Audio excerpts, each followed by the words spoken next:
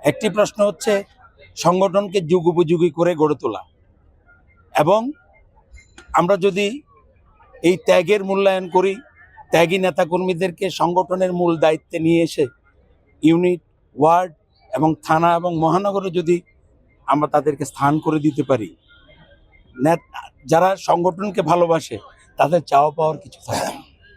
যারা আদর্শকে ধারণ করে ওরা কোনো অপকর্মের সাথে যাবে না, ভোগ বিলাসের সাথে যাবে না। সে কারণে আমরা সাংগঠনিকভাবে তাদেরকে মূল্যায়ন করতে পারলেই আমরা মনে করি শতভাগ তাদের দায় আমরা নিতে পারব। আজকে আমাদের একটা পরিষ্কার মেসেজ, সেটা হচ্ছে জাতীয়তাবাদী যুব দলের নামে চট্টগ্রামে কেউ কোনো অপকর্মের সাথে জড়িত হলে আজকে থেকে আমরা কঠোরভাবে সেটাকে দমন করব। কোনো ব্যক্তির দায়, অপরাধী সে যেই হোক, অপরাধীর পরিচয় হবে অপরাধী। সেই অপরাধীর আইনগত এবং সাংগঠনিক বিচার আমরা কঠোর থেকে কঠোরভাবে করব। সামাজিকভাবে তাদেরকে বয়কট করব, রাজনৈতিকভাবে তাদেরকে বয়কট করব। এটা হচ্ছে আমাদের মেসেজ। এবং আমাদের কেন্দ্রীয় নেতৃবৃন্দের সাথে, কেন্দ্রীয় কমিটির সাথে আমরা সমন্বয় করে আমরা যেন দ্রুততর সময়ে আমাদের এই পরীক্ষিত ত্যাগী নেতাকর্মীদেরকে সাংগঠনিক পরিচয় দিতে পারি। এটাই হলো সামনে আমাদের বড় চ্যালেঞ্জ।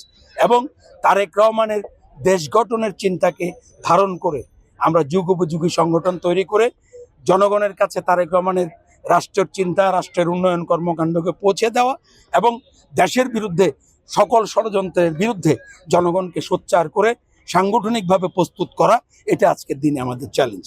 ইনশাআল্লাহ আমরা সেই চ্যালেঞ্জ গ্রহণ করব।